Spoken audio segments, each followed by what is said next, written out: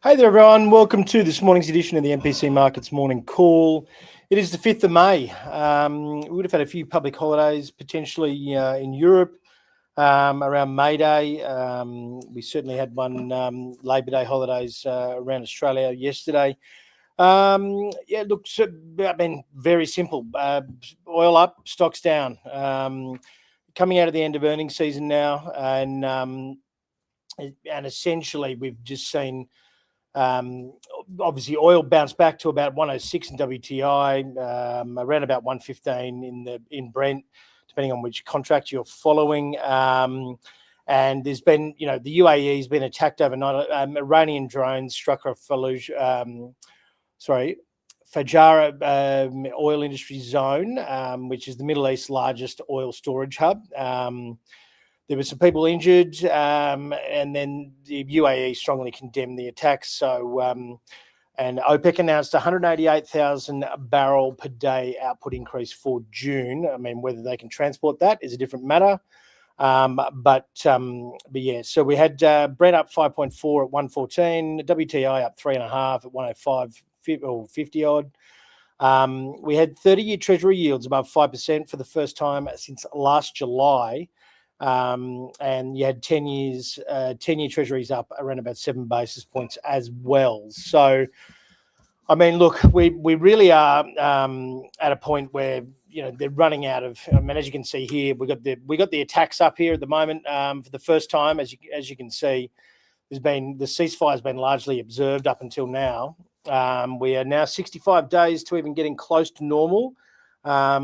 Troop build-up is still quite large, and it's still costing the US consumer enormous amounts at the gas pump. So we're talking $6 and $7 a gallon in California. And look, we're going to see some inflationary numbers come through in the coming weeks. So Trump, as he does, he loves to do. He launched Project Freedom.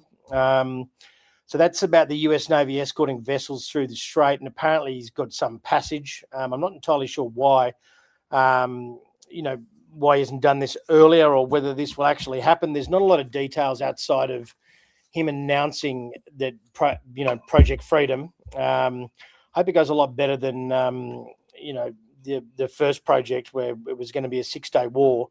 So 2 US merchant ships have successfully transited Hormuz, but Iran did fire missiles at US destroyers, and the US destroyers destroyed 7 Iranian small boats. So a South Korean cargo vessel was struck by projectiles, and then Iran will be blown off the face of the earth was a comment that if US ships are targeted, was a comment from Trump on Fox News. So tensions escalating somewhat. And look, there was a Reuters column overnight as well about US inflation's heading for around about 4%.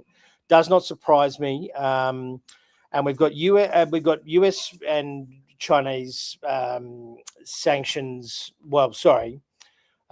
Relationship being tested because the US sanctions on Iran, China's defying them at the moment. They've issued an unprecedented backlog order and told companies to ignore the US sanction on Iranian linked refiners, and they will take any of that refined oil. So, yes, there might be some more forceful countermeasures from both sides. But yeah, look, big picture here. The S&P was down 0.4. All sectors in the red, basically, except for energy. The Dow was down 1.1. The Dow Transport Index, which is one of those ones that's linked to leading economic indicator, was down 5% overnight, which is pretty bad. The Kospi actually rallied 5% yesterday in Asia, best day in a month. Bitcoin reclaimed around about reclaimed the 80,000 point, and but overall earnings have been, double what most had anticipated. 27.8, the highest since 2021. Hyperscaler capex at 800 billion, and expected to be 1.1 trillion in the new year. And Goldman's have put out a research note saying that infrastructure spend will be 7.6 trillion by 2031. It's not too far. That's at least averaging that 1.2 billion a year, trillion a year, trillion with a T there. Palantir was up 1% after hours, 85% revenue growth, raised their full year guidance to 71%. Berkshire was down 1%, operating earnings. Their pile of cash grew to $400 billion, or just under the new CEO. And then there was GameStop was down 8.5%. They put a $56 billion unsolicited bid for eBay. eBay was up slightly. UPS and FedEx were down on an Amazon logistics service launch as well. So, as you can see, sort of overall, we just drifted off a little bit. We're still up for the week in the US. We saw the Euro stocks down quite a bit. The Aussie market sort of lingering. We do have RBA today at 2:30. Just quickly, we'll go over. So gold was down, silver was down as well, around about the 4% mark. Copper down around about 2%. Platinum down. So there's a bit of a risk-off sentiment there. Oil was up, as we mentioned before. Things like coal were up as well. So very much the same. Lithium and uranium heading lower. So that's a very typical risk-off move for the course of the last 60 days. RBA decision at 2:30. Third consecutive hike is expected to 4.35. There will be some new economic forecasts released alongside the decision, the press conference as well. Westpac's got some results due today. And we've got Dexus and Vicinity Centres as well. So it looks like, we're just having a quick skim of this now. Westpac results were largely flat overall. They've lifts their profit 1% to 3.5 billion. Their credit quality improved slightly. Stress exposures declining by 20 basis points, which will be encouraging for that for the bank sector today, I would imagine. In terms of the US, we've got JOLTS openings, etc. as well. There's a few things coming out. ISM services, and then we've got AMD reporting earnings, which looks to be that will actually be before the open. So Eaton Corporation, which we do, but we're quite a fan of that. That power sector has done very well on backlog demand. ARM Holdings towards the end of the week. AppLovin, McDonald's, Macquarie Group's going to give us some earnings as well Friday morning. You've got obviously some fringe stuff towards the end of the week as well. But on that Friday, we got Friday night we've got payrolls, which will be a pretty big number, I would imagine. Any kind of slip there in the earnings is not going to be particularly